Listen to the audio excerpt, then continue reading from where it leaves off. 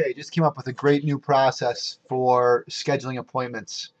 And first I'm going to go through a video of how to schedule appointments for client showings and then for brokers open houses. For client showings, we're probably going to get an email in that says something like this.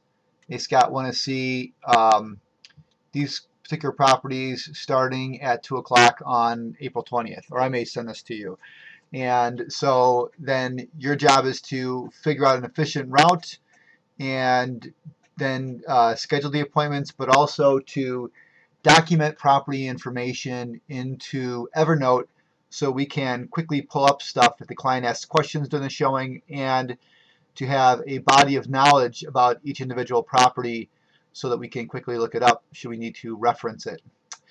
And so let's start with this. The first thing we're going to do is we're going to map all these. So you're going to cut and paste each of these into a Google map and then arrange them in an order. Actually, I did this before. I did it in his order and end up like this, and you notice that route isn't very good. So we're going to switch around C and D, and now we've got a good route, one that goes in a logical order. I could go the opposite way, D, or A, B, C, D, or what have you, or A, B, C, D might be just as well too. But anyway, I've chosen this one, so we're going to stick with this for right now. And so what we want to do is we want to capture this in Evernote so that I know I can see what the kind of the path that we're going to take is, and that just need to be passed on to someone else too. For scheduling, we can easily do that. So I am going to, if I right click on the Evernote's open right now, as you can see.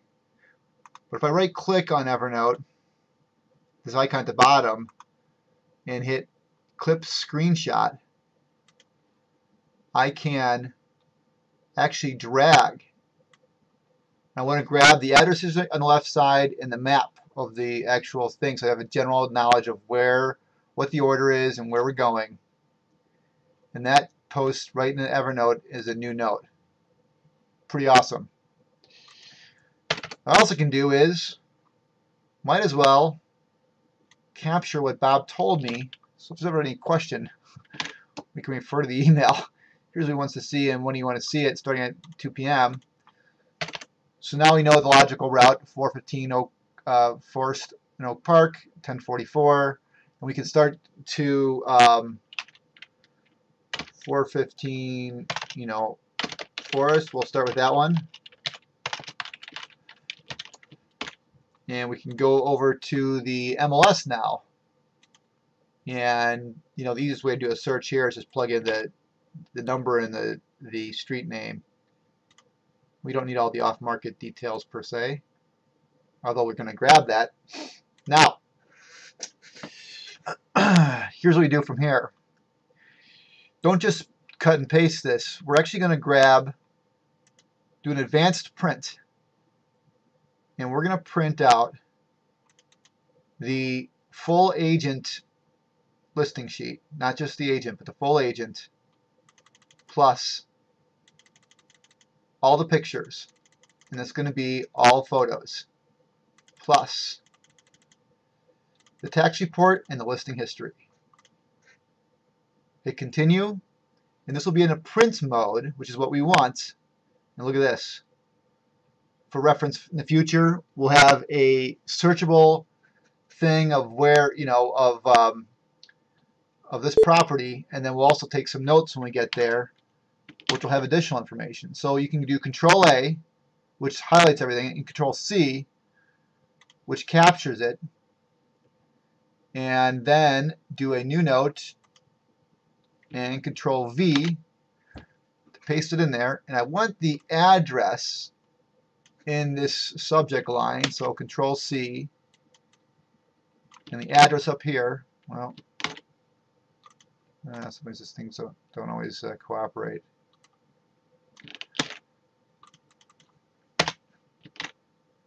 I guess if you highlight it and hit delete, hit backspace, then it will paste it in there. But now look at this.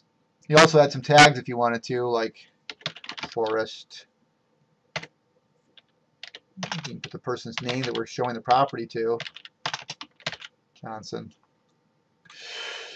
Don't even know if you need to do that. But anyway, so as we scroll down, now we've got the showing instructions. If I need to call the agent from here or the office, I've got that information. We could cut and paste the confirmation for the showing into here. We've got the tax records. So if the client says, hey, what did this place sell for before? Well, we know in 1988 it sold for $540,000. Amazing. And then the listing history. How long has it been on the market for? Well, it hasn't been canceled and relisted several times. It is just, this is all listing history in the last 3 years. It's only been on the market for 23 days. Awesome stuff. Now, we also can do is, for cursors at the left, we can see some spaces here and go to notes.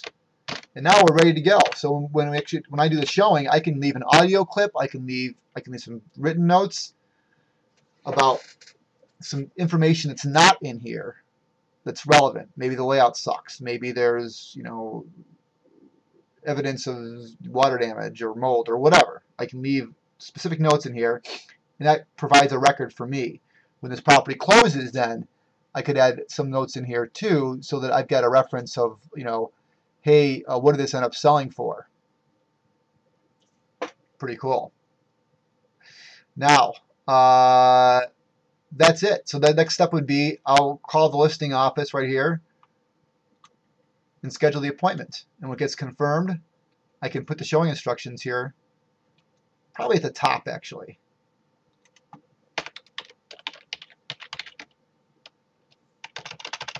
Maybe right under the notes section. Showing instructions. If we're meeting an agent, we want the agent's information. I would say that actually you want that right here. What the showing instructions are is probably the best place to keep. Well, I think in both places. You put it here and you cut and paste it also into here. So if there's a lockbox code, if we're meeting somebody there for that day, that probably has to be filtered out. Figure that out. This is for, by the way, this is for Bob John. So let's put the client's name up here and the date 4/22/13 showings. And we're going to store these both things under showings and previews right there, this folder right here.